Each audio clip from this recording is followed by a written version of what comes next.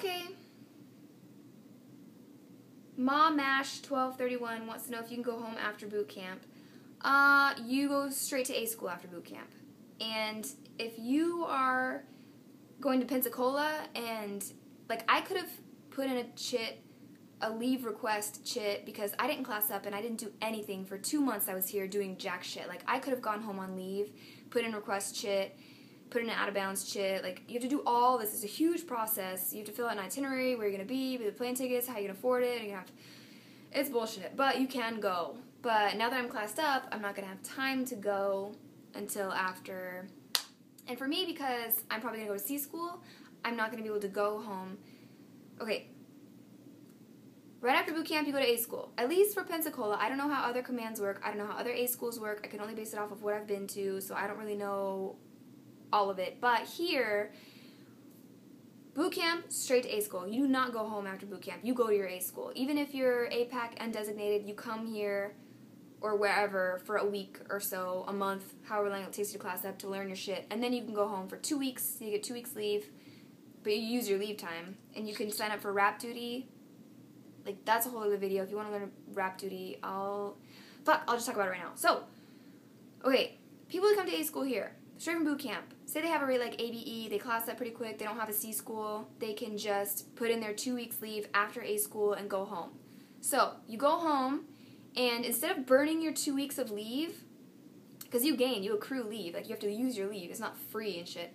You use your leave, but if you do rap duty, you go to your recruiter's office that you signed up for, and you report Monday through Friday, and if you report as rap duty, like, you can show up and be like, I'm here for duty, and you work 8 to 5, Monday through Friday, they won't take your leave. So technically you'll still be home. You can go home to your family after your job 8 to 5, and chances are the recruiters are not going to keep you there all day. So you can only end up using 1 week of leave, but be home for 2 weeks, because the 1 week, you're basically still working, so they don't use your leave. You're just home working on rap duty at the recruiter's office, telling new recruits how boot camp is, what it was like, how to fold things, and just helping out around the office, and then a week of just leave of you being home. So that's 2 weeks. You can do that. But if you're like me, you go to A school, chances are you go straight to C school. Like, I might not be home for an entire year. I don't really know. But when I get to C school, I don't know how classing up is. I don't know if it takes a while. I don't know if I can put in a leave chit. When I get to my C school, if my commanding officer will authorize it or whatever, I might be able to go home. I might not. I don't really know. So, somebody asked, aww.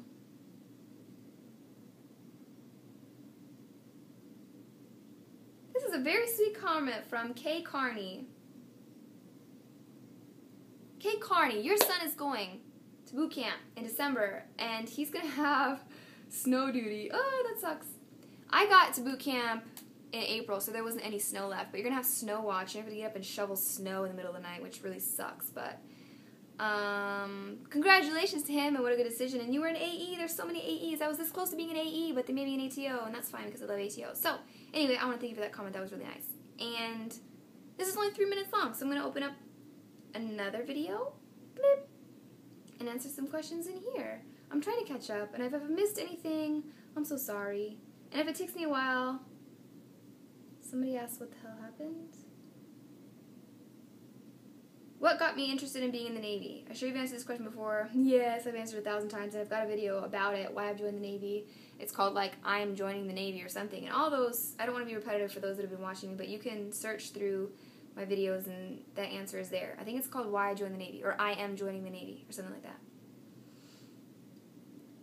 What is it like for you so far being a bit older and joining the Navy, asks Kay Crutch. I think that it's beneficial because I am more mature. I won't get in trouble. A lot of the young kids are underage drinking, partying, they don't have their priorities straight, they don't look at it as a serious career, so they're kind of fucking around.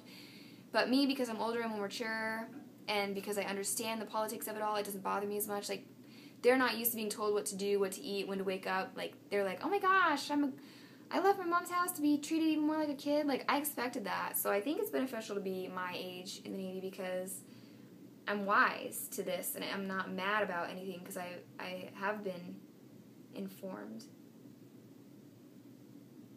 Let's see. Hi, Token Babe.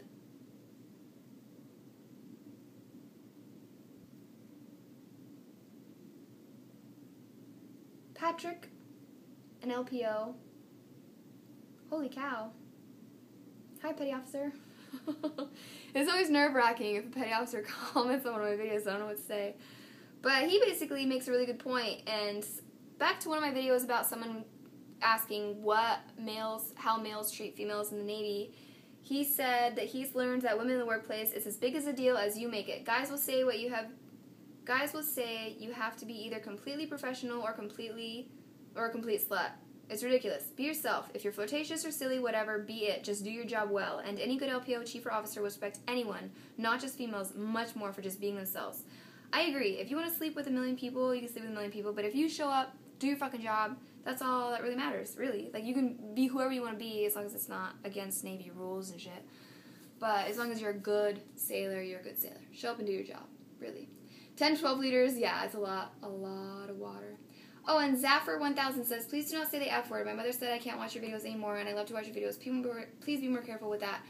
I wish I could. I'm 27 years old. I am a sailor. I'm in the Navy. I hear it all the time. Like, people cuss a lot. I used to cuss a lot. I probably cuss even more now because it's just open. Like, I used to watch my mouth because the jobs I worked at before, some of the jobs I worked at before, and my mother, you know, like, I didn't want to cuss around them, but because it's so natural here, it just happens. And you need to listen to your mom. If she says that you can't watch my videos anymore, I'm sorry, but if she doesn't want you hearing that language, you can't hear that language. And I thank you for watching, and I would like to promise that I would watch my mouth, but I cannot promise that at all, because I'm grown, and I'm not concerned about cuss words. So, Hunt and Sarah asked if it would be easier to sign up for Navy Federal or just keep the one I already have. I signed up for Navy Federal and I kept the one I already had. Some people switched over completely. I had Bank of America. I have things getting automatically taken out and put in, so I just kept it. But I had Navy Federal because of the convenience of it and because it's a credit union and it's a really good bank and because normally whatever base you're on, they're going to be a Navy Federal. So nobody says you can't have 2 bank accounts, and I would advise if you like the bank you're at, keep the bank you're at and sign up for Navy Federal also. So that way when you're out on deployment, you know you'll always have a bank there because you'll have Navy Federal. And you can even get, when you start getting your paychecks, you can even have an allotment to where a third of your paycheck goes to your old bank account and the rest of it goes to Navy Federal. You can set up allotments. Navy Federal is a really freaking great bank. Great credit union. It's not a bank. What is water poisoning? Can you make a video about it, please? No. Cha-cha slide. I won't make a video about it, but you can Google it. Water poisoning, you can actually drink too much water and be seriously ill from it, because it washes out all of your electrolytes and nutrients and minerals and all that shit. And there's that. See, I've done a good job. I think I've answered a lot. This is 7 minutes long. I'm going to let you guys go. I'm going to, do I have friends here? Ask Kalish970. Yeah, I have friends here. I keep to myself a lot, but I do, RPOC is Recruit Chief Petty Officer. Yes, it is. If so, I hope to get it for no reason than to eat, and being an older recruit, I think I'll most likely get it.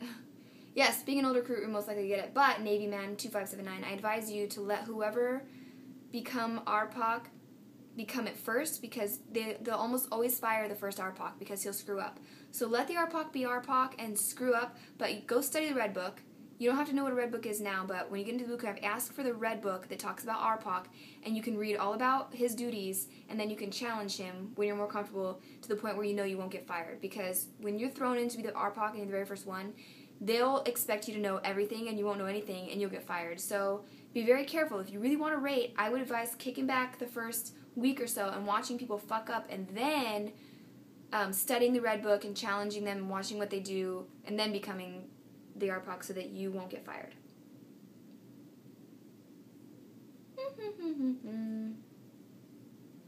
I'm gonna go. It's 10 minutes long.